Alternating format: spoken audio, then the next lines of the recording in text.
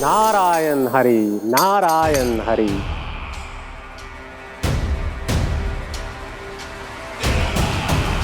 प्रणाम देवर्षि। किस योजना में कितना लाभ है और कितनी हानि, यह आंकलन करते करते थक गए होंगे मथुरा नरेश। देवर्षि, आज मेरा ध्यान कैसे आ गया आपको? आप तो सदैव ही मेरे ध्यान में रहते हैं महाराज कंस। सत्य तो यह है कि मथुरा में जो भी हो रहा है मुझसे छिपा हुआ नहीं है। मैं जानता हूं कि आप किसी भी असुर को वृंदावन क्यों ना भेजें, और वो असुर कितना भी शक्तिशाली क्यों ना हो, कृष्ण का सामना नहीं कर पाता। या तो पराजय स्वीकार करके आपके पास लौट आता है, या तो फिर वीर गति को प्राप्त हो जाता है।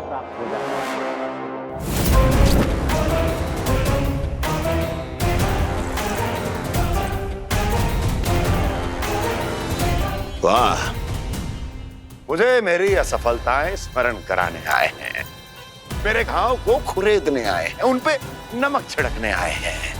मित्र को शत्रु समझने की भूल मत कीजिए महाराज कंस।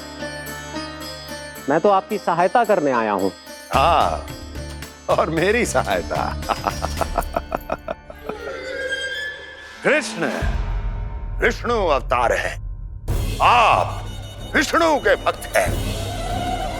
मैं हूं विष्णु द्रोही, फिर भी तो आपके आराध्य को हानि पहुंचाना चाहता है, उसकी सहायता करना चाहते हैं आप। क्या आप निश्चित रूप से कह सकते हैं कि आप ब्रह्मांड के सभी नियमों को अच्छी तरह समझते हैं? अवश्य। आपके लिए बस इतना ही जानना पर्याप्त होगा कि मैं जो कुछ भी कर रहा हूं उसके लिए मेरे व्यक्तिगत कारण हैं। मैं तो बस आपके हित में पिछली बार की तरह एक सुझाव लेके आया था, पर यदि आप मेरा सुझाव सुनना भी नहीं चाहते तो आपकी इच्छा। नारायण हरि, नारायण हरि। कारण चाहे जो हो, इनके पिछले सुझाव के कारण ही आज मेरे शत्रुओं की संख्या कम है। अन्यथा मैं देवकी के अन्य पुत्रों को भी जीवित छोड़ देता, और आज वो सब अपने भाई के साथ मिलकर उसकी शक्ति को अनेक गुणा बढ़ा देते। ठहरिए देवर्षि,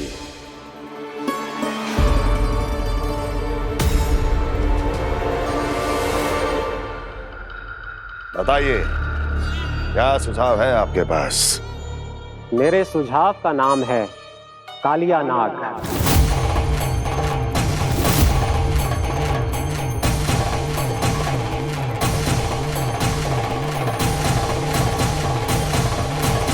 उसके विषय में मैं जानता हूं देवर्षि। तो समस्या यह है कि मैं स्वयं उससे मिलने नहीं जा सकता, उससे भेंट नहीं कर सकता। उस कृष्ण की हत्या के लिए उसको वृंदावन जाने के लिए तैयार नहीं कर सकता। तो मत जाइए उसके सामने, और ना उसे भेजिए कृष्ण के सामने। हर बार आप किसी न किसी असुर को अपने शत्रु के क्षेत्र में भेजते हैं, जहां शत्रु उसका सामना करने के लिए पूरी तरह से तैयार होता है और आपका असुर मारा जाता है। इस बार शत्रु को युद्ध स्थल चुनने का अवसर मत दीजिए महाराज। इस बार योजना का जाल ऐसे बुनिए कि कृष्ण स्वयं उसके पास जाने के लिए विवश हो जाए। कालिया नाग स्वयं काल है, मृत्यु का दूसरा नाम है। उसके विष का उपयोग अपने लाभ के लिए कीजिए महाराज। वैसे कालिया के विष की अधिकता का अनुमान तो होगा ही आपको।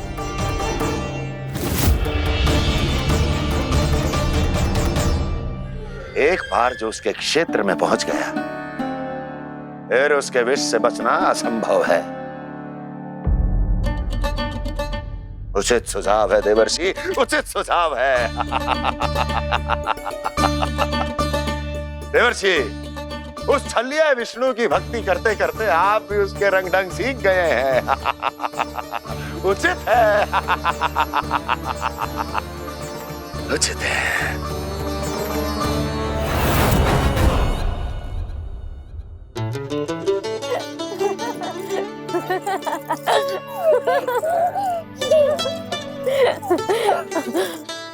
बस बस, बहुत आनंद ले लियो लल्ला। बस अब दूध पी ले। ठहर ठहर, गरम है। जी ले ले।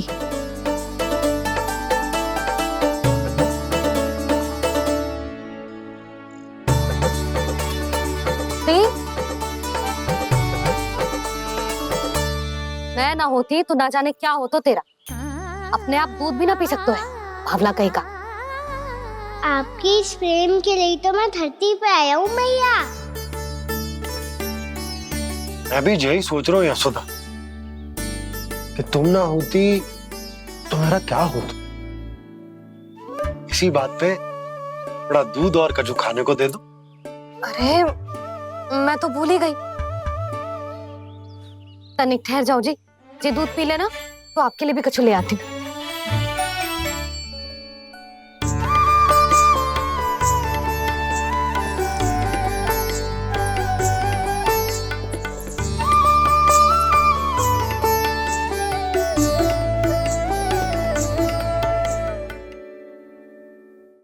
प्रणाम महाराज।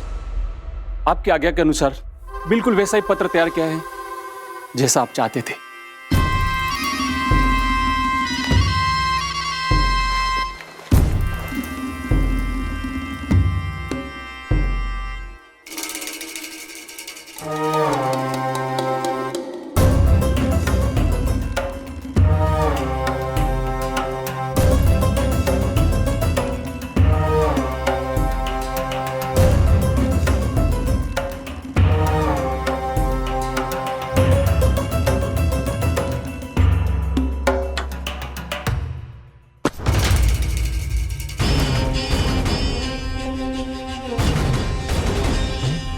कृष्ण जन्म से लेकर आज तक ये मेरी सबसे महत्वपूर्ण योजना है। इसका सफल होना निश्चित है दूत, किंतु केवल वही करना जैसा मैंने कहा है। जाओ।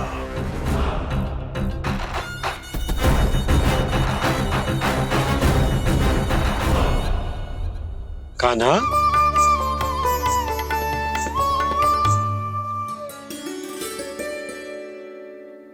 क्या होगा?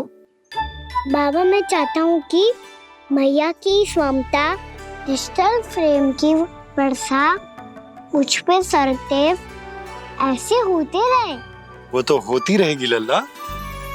अपने लल्ला के लिए किसी मैया का प्रेम कभी कम हो सकता है भला? नंदराज, वो मथुरा से एक दूत आयो है महाराज कंस का राजपत्र लेके।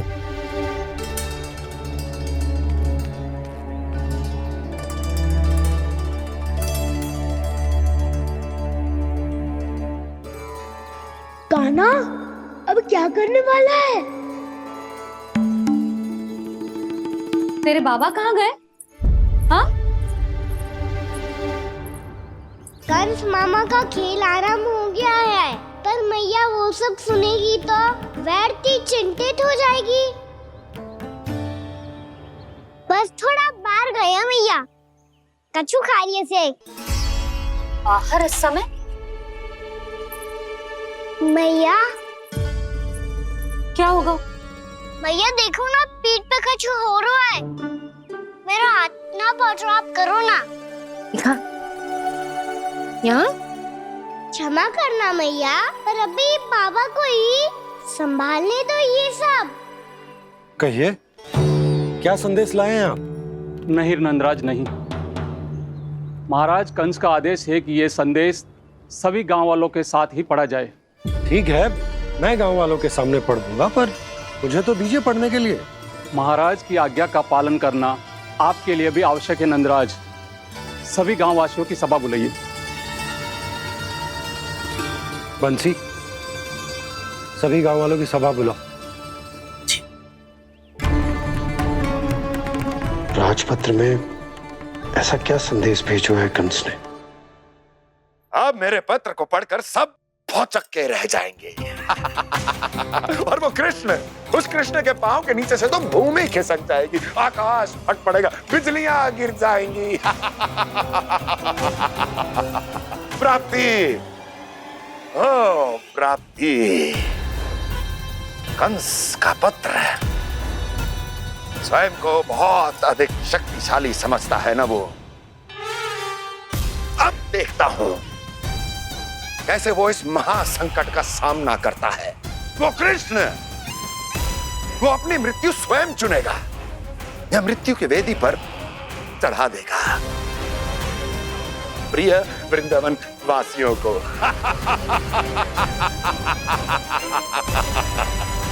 अब आएगा आनंद प्राप्ति, अब आएगा आनंद। सबको इकट्ठा करवा के ही पढ़वाएगो। अवश्य ही कोई विशेष संदेश दिया होगा कंस ने। मैं भी यही सोच रही हूँ सुलक्षणा जी, कछु ना कछु तो विशेष है, पर जे हो क्या सकता है? हाँ, बात तो सही है। ऐसा क्या हो सकता है?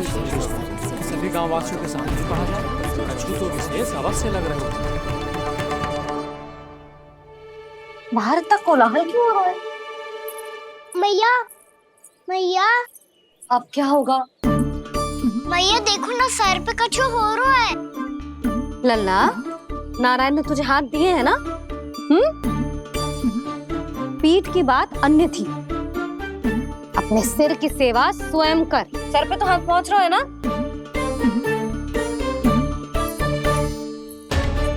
मैया सुनो ना, मैया देखो ना, तीव्र कर कछु हो रहा है। मैया देखो ना, तीव्र कछु हो रहा है।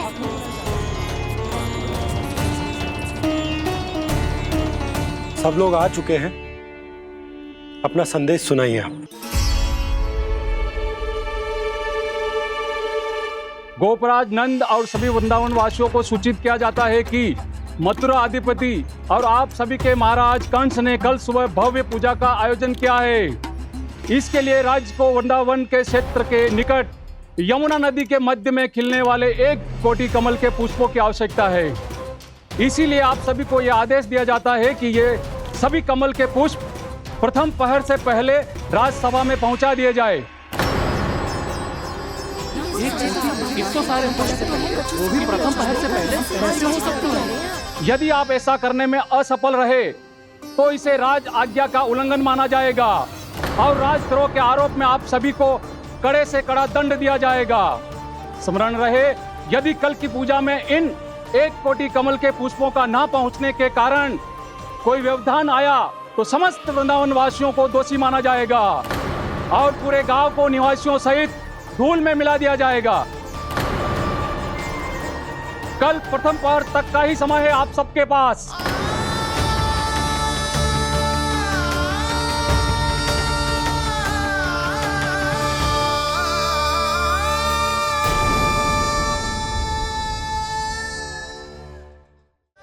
एक कोटि कमल पुष्प, वो भी कल प्रथम प्रहर में?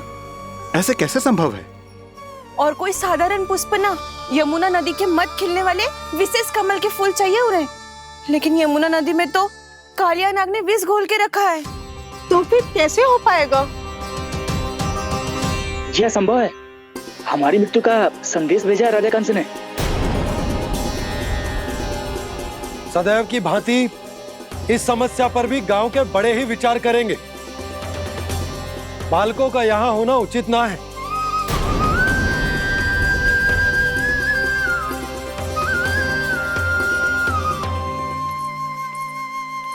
लल्ला, ले जे गेंद ले, जा अपने सखाओं के साथ खेल।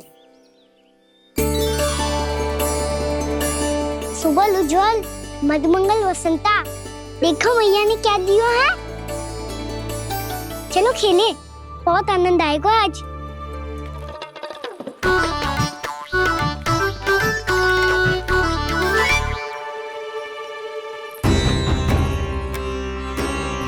भानु, बंसी, जाओ और शीघ्र ही वो घेरे का कार्य समाप्त करो।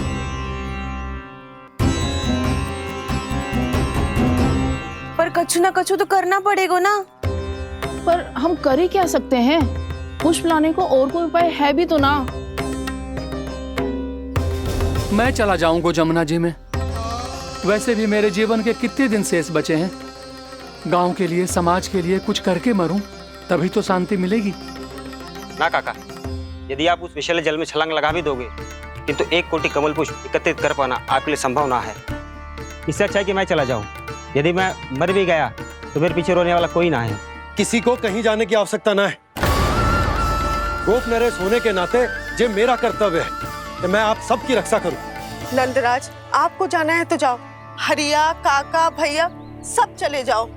लेकिन आपको पता है वहाँ का जल कितना विषैला है।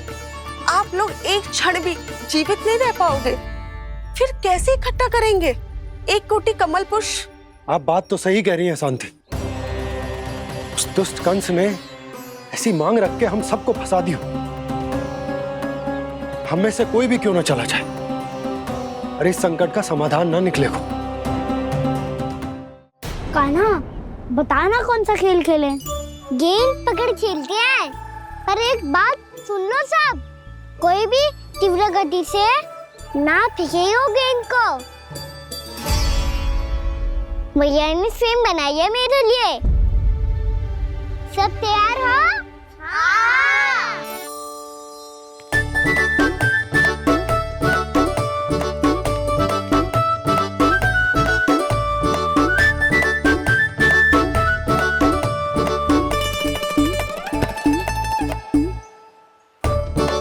मुझे दो, मुझे दो।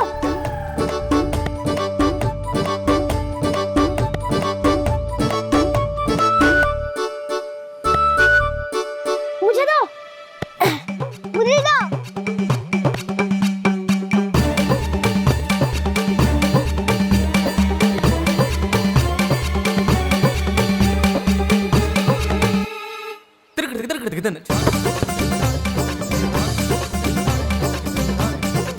कान्हा, इतनी धीरे से फेंकेगो तो कैसे आनंद आएगो?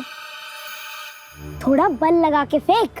हाँ कान्हा, हम अभी बड़े हो गए हैं, तू अब भी छोटे बालकों की तरह फेंक रहे है।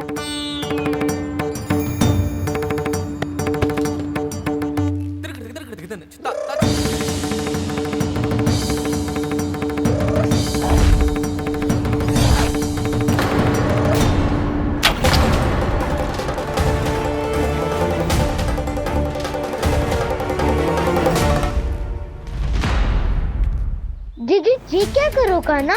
गेंद तो डूब गई।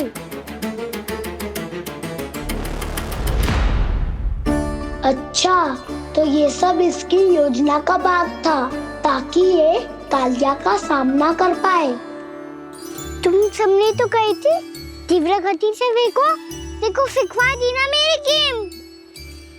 मुझसे नदी में। अब मुझे जाके लानी पड़ेगी। रुक जा कान्हा, रुक जा कान्हा। जी क्या बोल रहे थे कान्हा? इसमें तो बहुत संकट है। कोई भी संकट मेरी मैया का उपहार खोने से बड़ा ना है। बहुत प्रेम से बना के उन्होंने दी थी। हे नारायण, कोई उपाय समझ में ना आ रहा है। भैया, हम कैसे करेंगे हम अपने गांव की रक्षा? कीड़े पड़ेंगे उस दुष्ट को। यदि उसके कारण किसी के प्राण चले गए तो कौन सा फल मिलेगा उसे इस पूजा का? तुम सही कह रही हो यशोदा। और हमारे पास कोई और दूसरा विकल्प भी तो ना है। यदि हमने मथुरा की राज आज्ञा का पालन ना किया तो इसका दुष्परिणाम पूरे गांव को भुगतना पड़ेगा।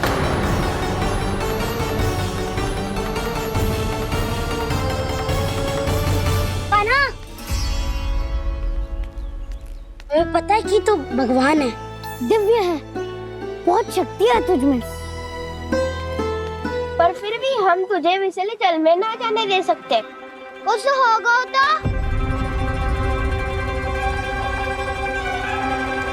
तुम सब इतनी हट कर रहे हो तो ठीक है, ना जाऊंगा।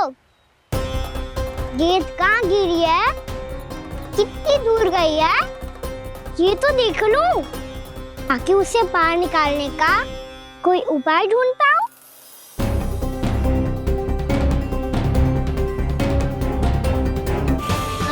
हाँ।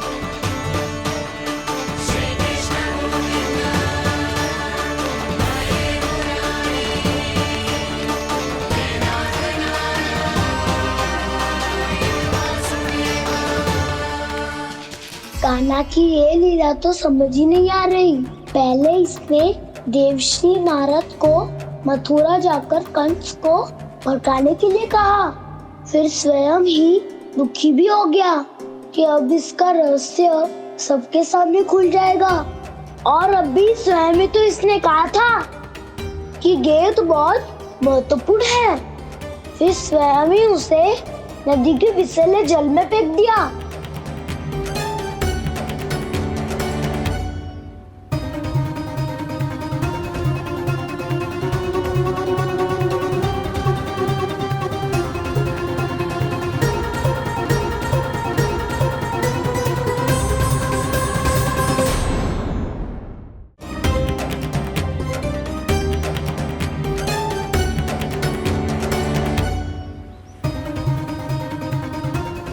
कान्हा, तू ऊपर क्यों चढ़ रहा है?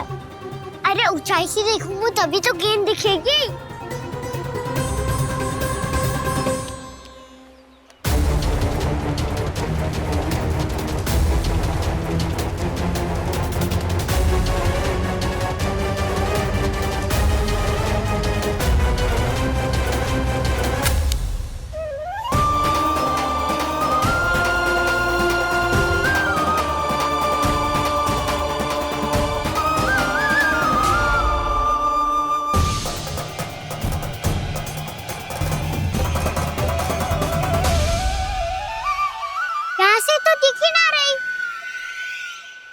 वहीं से फेंकी थी ना?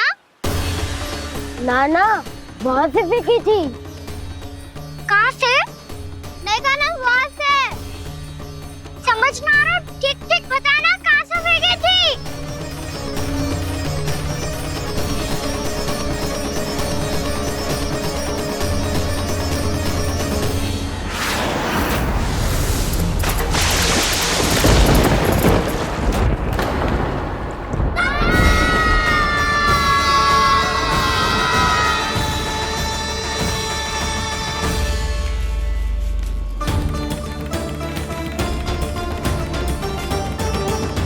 कालियानाग के क्षेत्र में जाकर कोई भी जीवित वापस ना लौट सको।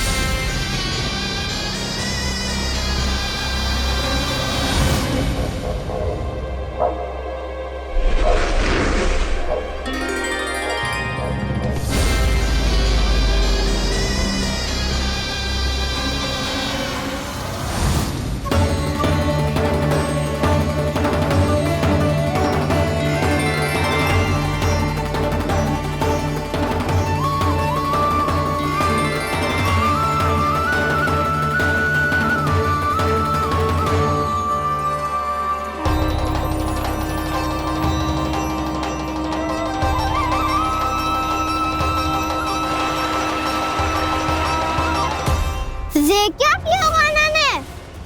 कालियानाग तो उसे देखते ही निकल जाएगा।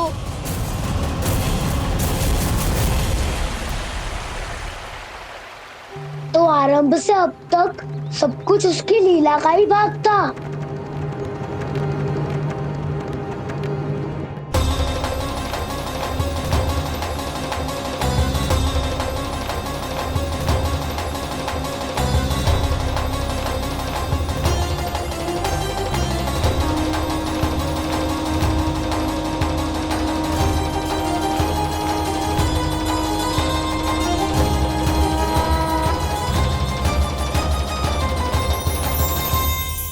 इतना सुंदर रूप, मन मोहने वाली मुस्कान, अद्भुत तेज और भगवान जैसी दिव्यता। कौन हो तुम? हाँ, तुम्हें देखकर तो हम सब सम्मोहित ही हो गए।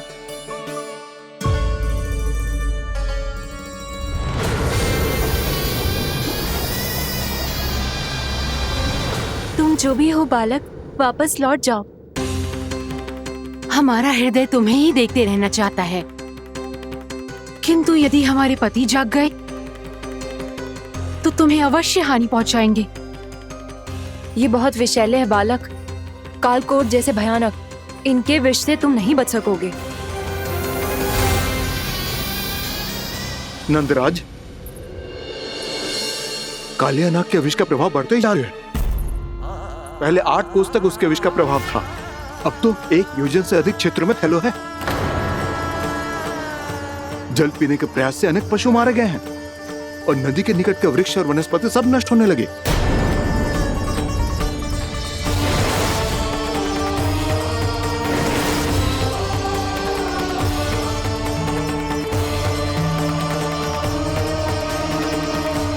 इनके विष की तीव्रता इतनी अधिक है बालक कि इनके संपर्क में आने वाले को तड़पने का भी अवसर नहीं मिलता।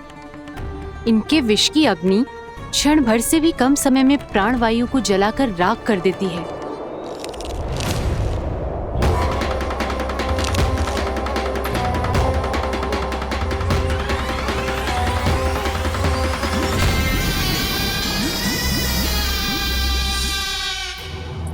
तब तो समस्या और भी गंभीर हो जाएगी। मैंने तो सुनो है कि कालिया नाग कम से कम 2 योजन लंबा है, सैकड़ों फन है उसके।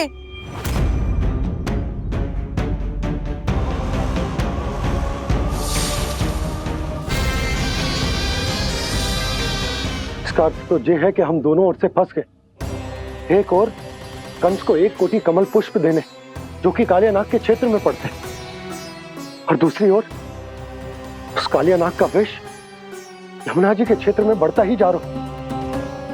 इसके कारण हम ही नहीं, निर्दोष पशु पक्षी भी संकट में। इन दोनों समस्याओं का एक ही समाधान है, उस कालिया नाग का सामना करना।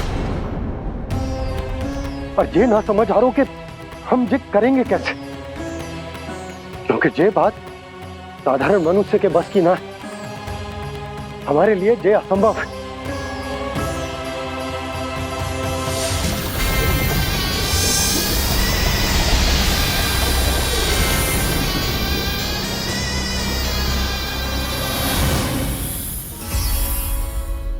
अब तो तुमने अपनी आंखों से भी देख लिया बालक, ये कितने विषैले हैं। नींद में भी विष उगलते हैं। इससे पहले कि तुम्हें कुछ हो जाए, चले जाओ यहाँ से, मान लो हमारी बात। आप सब मुझे जानती भी नहीं और फिर भी मेरी इतनी चिंता कर रही हैं आप। माँ की ममता भेदभाव नहीं जानती। तुम भी किसी के पुत्र हो और हम सब भी माँ हैं। एक माँ को हर बालक में अपनी ही संतान दिखाई देती है, इसलिए हम तुमसे विनती करते हैं, वापस चले जाओ, बचा लो अपने प्राण। मेरी चिंता मत कीजिए, मुझे कुछ नहीं होगा। होगा, अनर्थ होगा यदि ये उठ गए तो।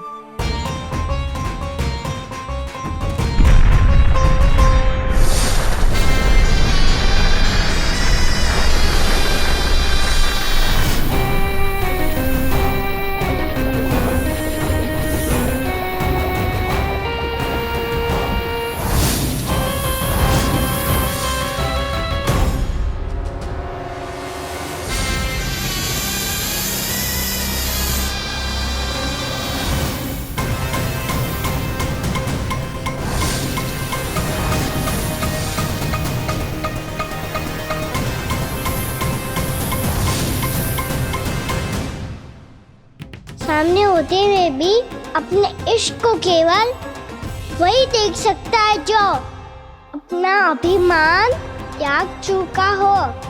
पर पूर्व जन्म में मेरा भक्त होने के नाते मेरा सत्य स्वरूप देख पाने में मुझे इसकी सहायता करनी चाहिए।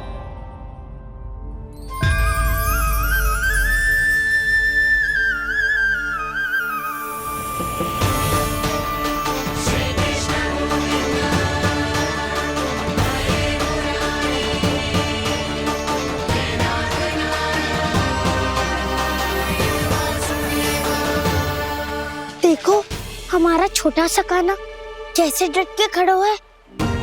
इतने विशालकाय, इतने महाभयंकर सबके सामने।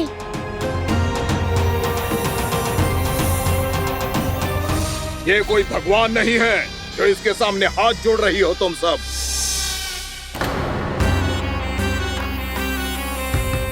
एक सामान्य साधारण बालक है ये, जो ये तक नहीं जानता कि इसके सामने है इसका काल, कालिया। तू कौन है बालक? मेरे इतने निकट आकर भी तू जीवित कैसे है? मेरी नहीं, अपनी चिंता करो कालिया। बहुत मनमानी कर ली तुमने। अब बस मैं तुम्हें रोकना हूँ। अब बस मैं तुम्हें रोकना हूँ। मैं तुम्हें रोकना हूँ। बित्ते भर का है तू, मेरे विष के बारे में जानता ही क्या है? और कहता है मुझे रोकने आया है। किससे? किससे रोकना चाहता है तू मुझे? मुझे क्रोध दिलाने की भूल मत कर बालक। अपनी फुंकार से ही तेरी इस मुस्कुराहट को अंतिम मुस्कुराहट बना सकता हूं मैं। शीघ्र बता, कौन है तू और किसने भेजा है तुझे? तुम्हें आवाज भी है कि अपनी पुकारों से तुम कितना विष भूल चुके हो। पवित्र यमुना नदी को कितना दूषित कर दिया तुमने। और यही नहीं, तुम्हारे कारण निकट के जीव जंतुओं, वृक्ष, वनस्पतियों सबको हानि पहुंच रही है। तो क्या? मुझे उससे क्या? मुझे है आपत्ति है मुझे तुम्हारे इस व्यवहार से, और इसीलिए तुम्हें यहाँ से जाना होगा। यहाँ से जाना होगा।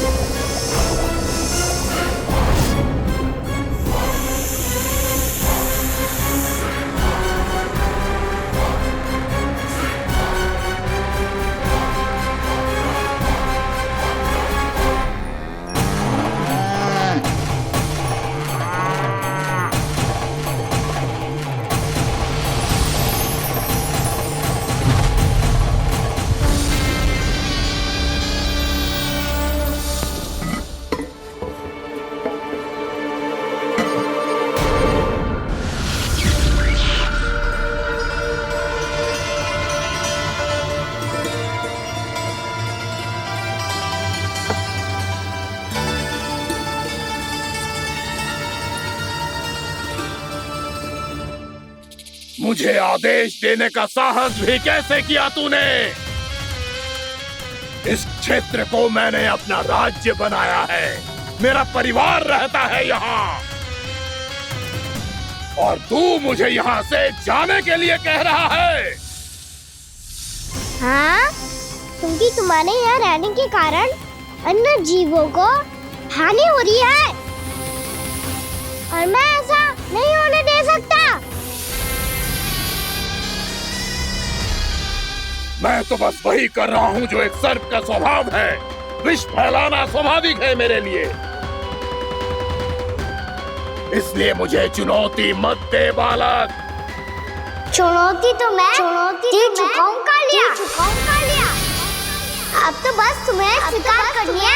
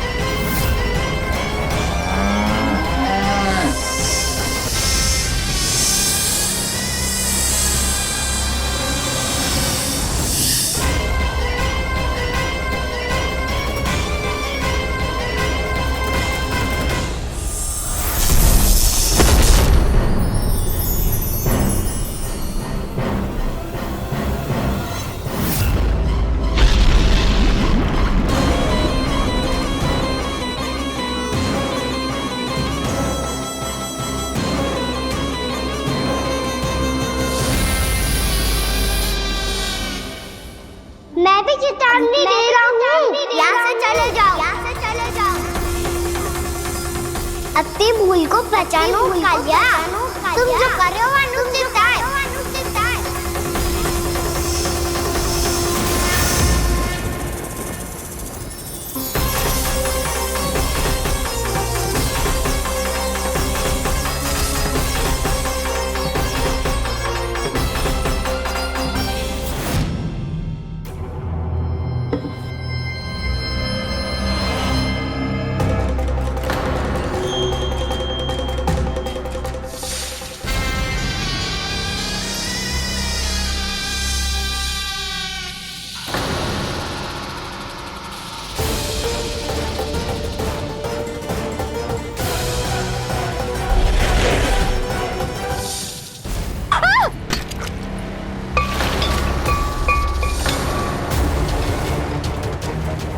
अब मैं आता हूँ।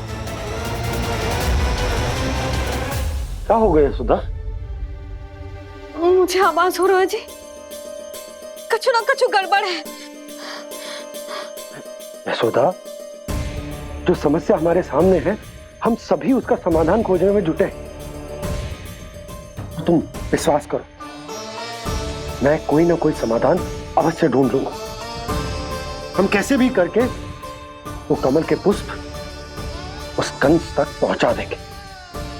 नाना, समस्या उससे कहीं अधिक है, उससे कहीं अधिक बड़ी, उससे कहीं अधिक भयानक है।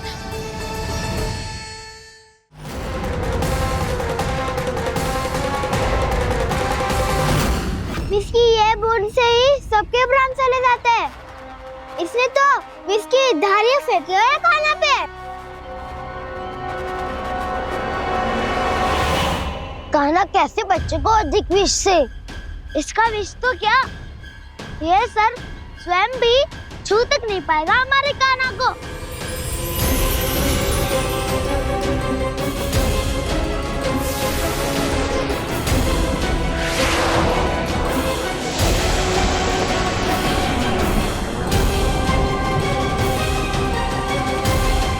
तुम्हारे सखा को, मेरे भाई को कोई हानि नहीं पहुंचा पाएगा। ये कान्हा का सत्य चाहे जो हो बलराम, पर अभी तो जो एक बालक ही है ना।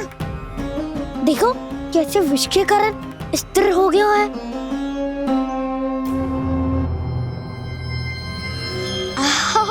हाउ सर्फ ने कितनी आसानी से अपनी पूंछ से बांध लिया है। मुझे यहाँ से भगाना चाहता था ना तू? अब मैं तुझे दिखाऊंगा अपना सामर्थ्य। ये मूर्ख किसे बांधना चाहता है अपनी पूंछ में? उन्हें जिनका विस्तार सारे ब्रह्मांड में है, या उन्हें जो स्वयं अनंत है? पर देवराज, प्रभु ऐसा करने ही क्यों दे रहे हैं कालिया को? आप सब भूल रहे हैं देवगण, कालिया पूर्व जन्म में प्रभु का बहुत बड़ा भक्त था। उसी भक्ति का फल मिल रहा है अब इसे। वैसे भी भक्तों के मन का भाव सबल हो तो भगवान तो सहज ही बंध जाते।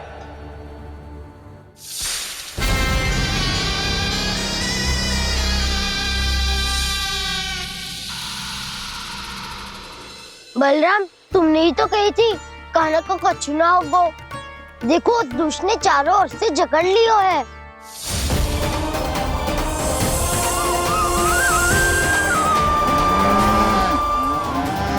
ये क्या कह रही हो तुम?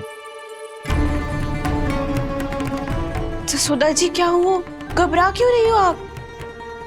सुलक्षणा, मुझे आभास हो रहा है कुछ बहुत बड़ी अनहोनी हो गई है। नंदराज, नंदराज, नंदराज!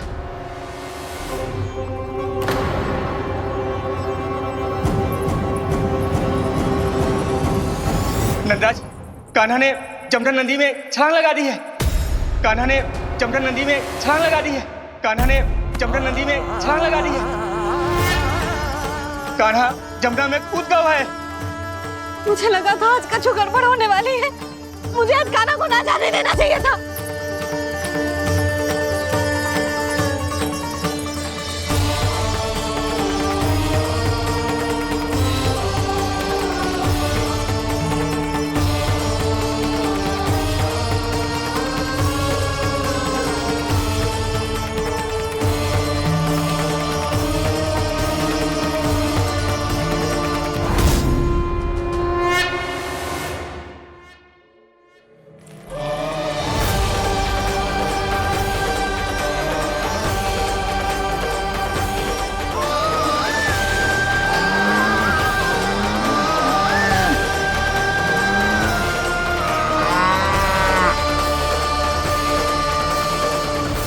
बलराम शीघ्र कछु करो ना।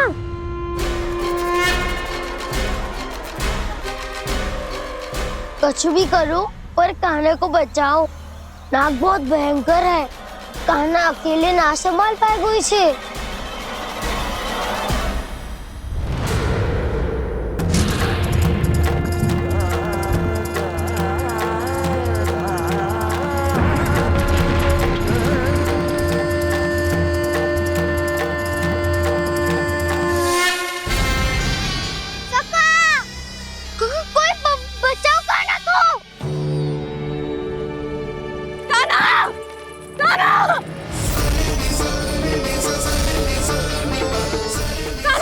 यशोदा, यशोदा रुको।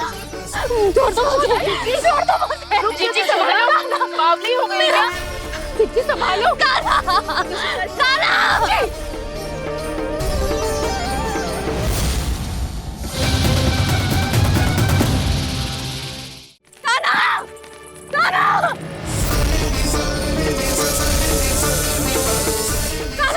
यशोदा, यशोदा रुको।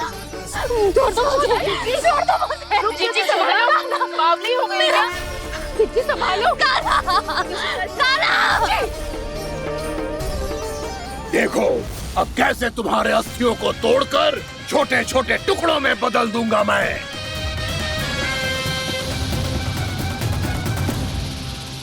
अगर जी आप जाओगी तो आप भी फंस जाओगी। अपने लल्ला के लिए मैं किसी भी संकट का सामना करने के लिए तैयार हूँ। छोड़ो ना यशोदा, हमें कोई और उपाय खोजना पड़ेगा। हाँ, कोई और उपाय? आप देख ना रही मेरा कान्हा किस दशा में है। कान्हा मैया के वश में नहीं है, नहीं तो ये अपने लल्ला के लिए साक्षात काल का भी सामना कर ले। ये तो केवल कालिया नाग है। हे नागराज, आप मेरे प्राण ले लो पर कान्हा को छोड़ दो। ना नागराज, आप मेरे प्राण ले लो, मैं विरोध भी ना करूंगी। ना नागराज, आप मुझे मार दो पर मेरे कान्हा को छोड़ दो। ना ना ना ना नागराज, मेरे प्राण ले लो, हमारे कान्हा से क्या शत्रुता है आपकी? प्रभु के लिए जो प्रेम यशोदा मैया के हृदय में है, वही इन सभी गोपियों के हृदय में भी है।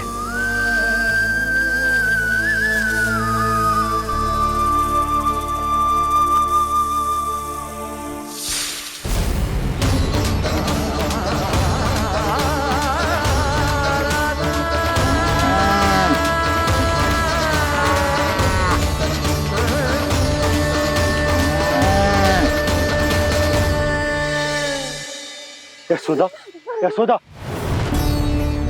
देखो इन गोपियों को, इन गैयाओं को। इन सब के मन में भी तुम्हारी भांति ही ममता भरी हुई है। वो सब भी कान्हा से उतना ही प्रेम और स्नेह करती है, उतनी ही ममता से भरी हुई है जितनी कि तुम। तो तुम ही सोचो, जिसके साथ इतनी ममता और इतना स्नेह, इतना प्रेम, उसका कोई क्या कर सकता है? उस कालिया नाग का विष इस सब आशीर्वादों के सामने कछु ना है। कछु करो जी। उसे बोलो वो मेरे प्राण ले ले, मेरे कान्हा को छोड़ दे। यशोदा,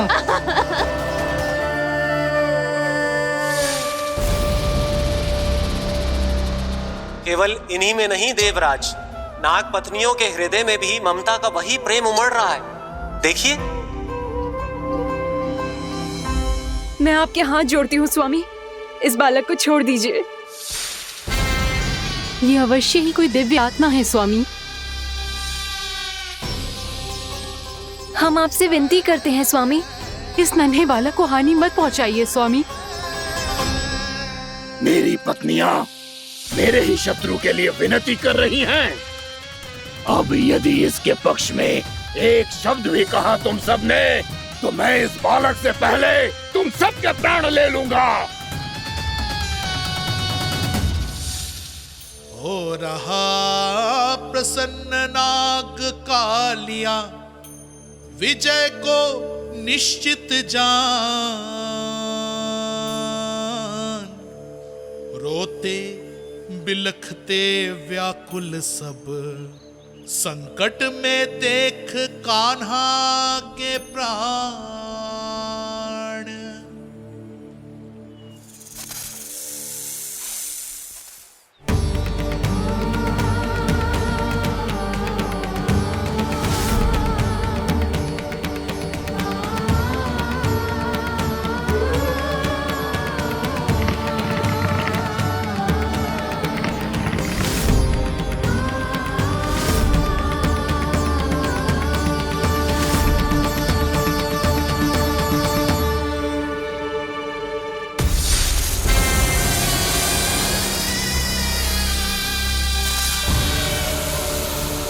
कुछ करो जी, मेरे लल्ला को बचा लो, कोई तो कुछ करो। जीजी संभालो जी ना। यशोदा, यशोदा तुम शांत हो जाओ, मैं कान्हा को वापस लेकर आऊंगा, मैं रक्षा करूंगा उसकी। ना नंदराज, नंदराज नहीं, कम से कम आप तो समझो नंदराज, कालिया के पास आप जाओगे तो आप भी फंस जाओगे।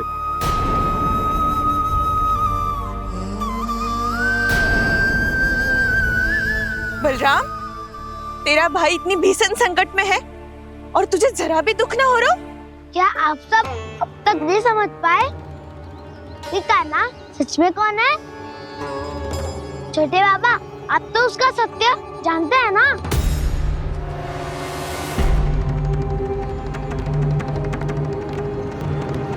मानता हूँ कि आप सब कान्हा के रहस्य के बारे में नहीं जानते, पर क्या उसके जन्म से आज तक घटी एक से बढ़कर एक विचित्र घटनाओं को भी भूल गए हैं आप सब? भूल गए हैं कि कैसी पूतना जैसी राक्षसी उसका कुछ बिगाड़ नहीं पाई, कैसे तरनावत जैसा भयानक राक्षस उसे एक खरोच भी नहीं दे पाया था।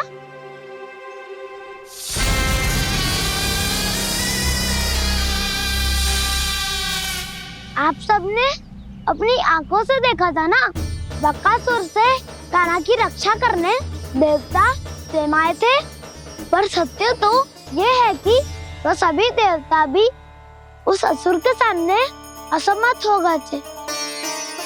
तब कान्हा ने बहुत ही आसानी से उस भयंकर असुर का वध किया था, एक ही बार में धराशायी कर दिया था उसे। तो आप सभी सोचिए, बार बार ऐसे असाधारण कार्य करने वाला बालक साधारण कैसे हो सकता है? अब तो आरंभ से ही सारा सत्य जानते हैं छोटे बाबा। रहस्य छुपाने में सदैव काला की सहायता करते आए आप, और आज आप स्वयं ही उसके सत्य को भूल रहे हैं। और तुम सब भी तो जानते हो कान्हा की शक्तियों के बारे में, तो क्या तनिक भी विश्वास ना है अपने सखा पे? बलराम जी, तू क्या कह रहे है? मैंने जो कहा उसका एक एक शब्द सत्य है छोटी माँ। यदि प्रभु की इच्छा हुई तभी कुछ ही क्षणों में सब कुछ अपनी आंखों से स्वयं अनुभव कर लेंगे आप।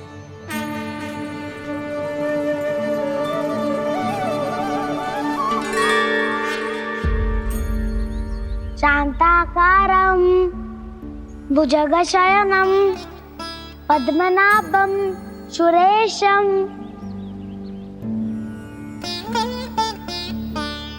विश्वाधारं गगनसदृशं मेघवर्णं शुभांगं लक्ष्मीकान्तं कमलनयनं योगी वीरध्यानगम्यं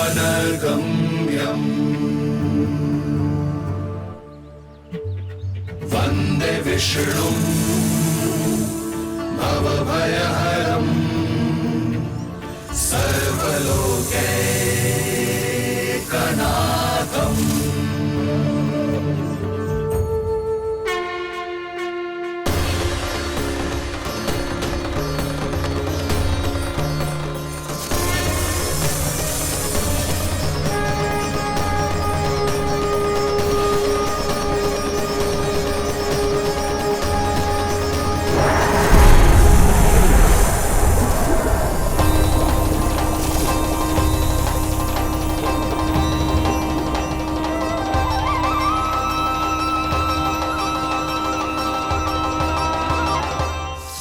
क्या लगता है बालक कि तू मेरी जकड़ से निकल गया तो अब बच जाएगा तू?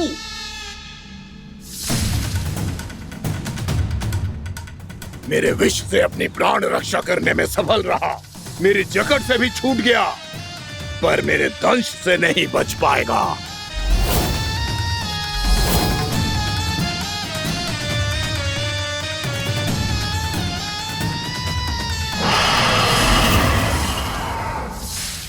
अब भय से भाग रहा है, पर मैं तुझे मृत्यु देकर रहूंगा।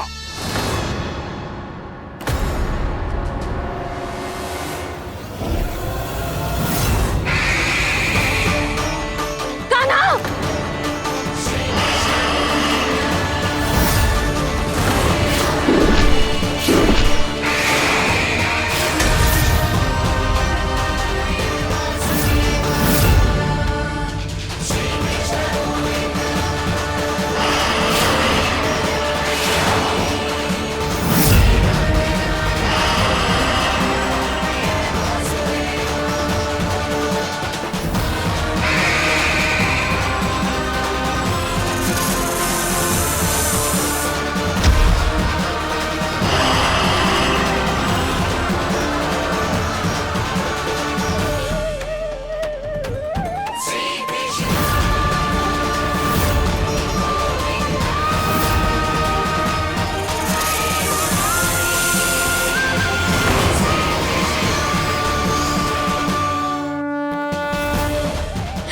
मेरा नन्हा सा कान्हा कितनी देर भाग पाएगा?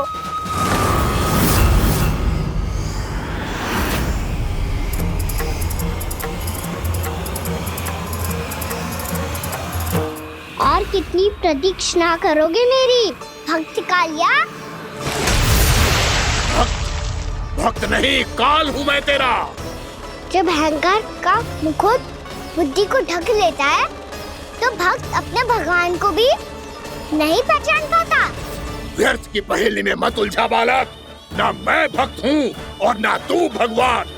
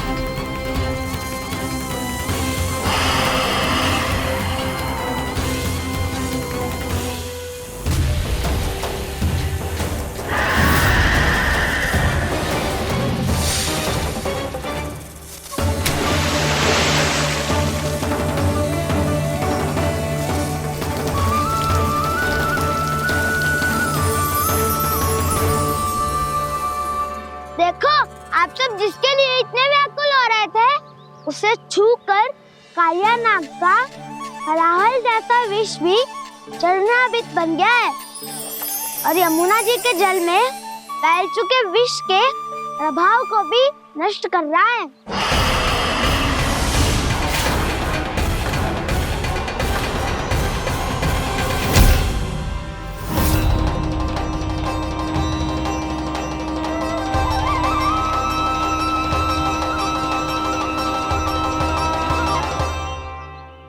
धर्म रक्षक अधर्म विनाशक प्रभु श्री कृष्ण का कौशल सचमुच आदित्य है। नारायण नारायण।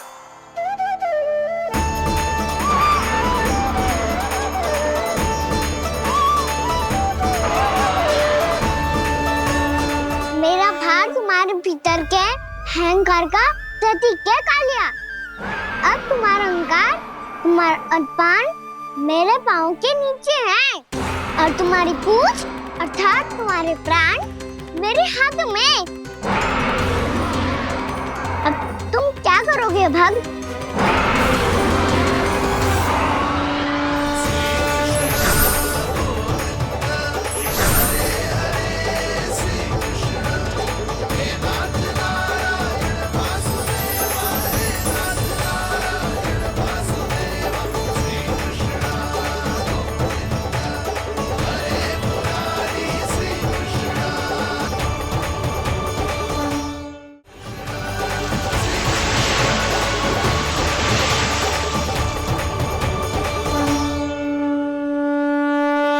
प्रभु, भले ये आपको पहचानने में असमर्थ हो, पर हम सब ने आपको पहचान लिया है।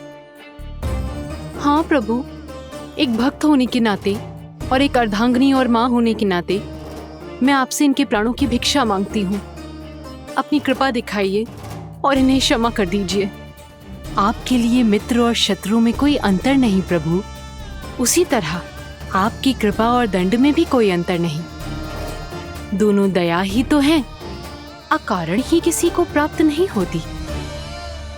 हमें विश्वास है कि हमारे पति को मिला ये दंड कोई अभिशाप नहीं है, आपका वरदान है। ये सत्य है प्रभु कि इनसे बहुत से पाप हुए हैं। इनके विष से बहुत सारे जीव जंतु को हानि पहुंची है, पर अब आपके चरण इनके शीश पर पड़ गए हैं। ऐसी कृपा तो बड़े बड़े महान महात्माओं को भी दुर्लभ है, और इन्हें प्राप्त हुआ तो अवश्य ही ये किसी महान पुण्य का ही फल है।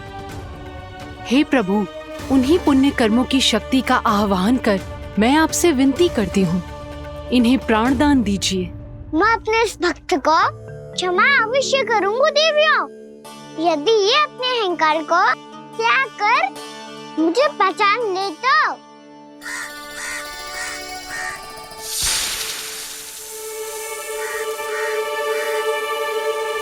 मैं तुम्हें श्राप देता हूँ, जितनी विषैली तुम्हारी जिह्वा है उतने ही विषैले सर्प बन जाओ तुम।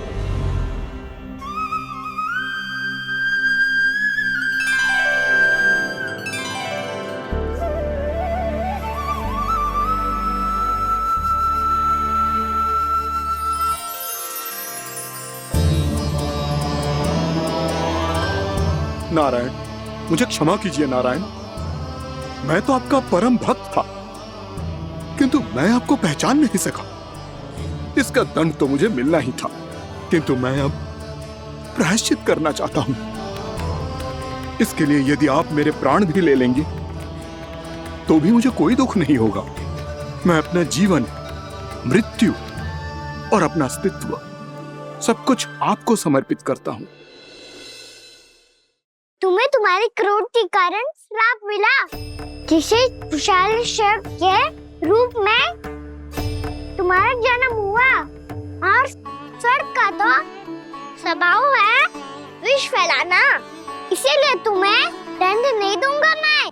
सिर्फ सभी अपराधों का पश्चाताप कर लिया, इसीलिए मैं तुम्हें क्षमा करता हूँ कालिया।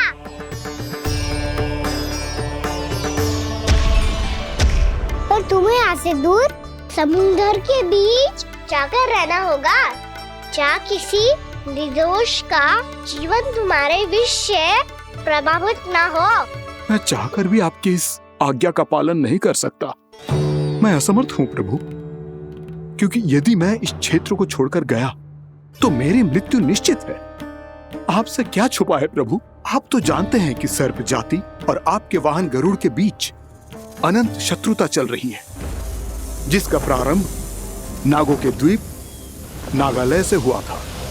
उस द्वीप पर छोटे जीवों को निगल जाने के लिए सर्प थे, और गरुड़ को सर्पों का स्वाद बहुत प्रिय था, इसलिए वो बार बार नागद्वीप जाने लगा था। पर इस कारण पूरी सर्प जाति उससे आतंकित हो गई थी, इसलिए जब भी गरुड़ वहां पहुंचता तो सभी सर्प छिपने लगते। जब गरुड़ को इसका आभास हुआ तो उसे बड़ा क्रोध आया और वो उत्तेजना में भरकर सर्पों का शिकार करने लगा। भूख ना होने पर भी उन्हें मारने लगा। अब सर्पों के प्राण हरना उसके लिए खेल बन गया था। इस भीषण समस्या का समाधान ढूंढने के लिए पूरी सर्प जाति महान सर्प वासुकी के सामने इकट्ठी हुई। हे महान वासुकी, हमारी सहायता कीजिए। नागद्वीप पर गरुड़ ने आतंक मचा दिया है। पहले तो वो हमें अपना भोजन बनाता था, लेकिन अब हम उसके खेल का साधन बन चुके हैं। भूख हो या ना हो, जब तब आकर वो हमारे प्राण हर लेता है। अनुचित हिंसा के इस प्रथा का आरंभ सर्पों ने ही किया है। पहले आप सबने पूरे द्वीप पर अधिकार कर लिया, फिर आहार के साथ साथ आनंद के लिए भी आप सभी ने निर्दोष जीवों की हत्या की। और जब सृष्टि का संतुलन बनाए रखने के लिए गरुड़ आपको अपना आहार बनाने आया, तो आप सब अपने प्राणों की रक्षा के लिए छिपने लगे। तो फिर गरुड़ का उत्तेजित होना तो स्वाभाविक ही था। नागनाथ, जो हमने अन्य जीवों के साथ किया वही अब हमारे साथ हो रहा है, परंतु ये भी तो सृष्टि के संतुलन के विरुद्ध ही है ना? अवश्य है, इसलिए मैं गरुड़ से चर्चा करूंगा। धन्यवाद प्रभु।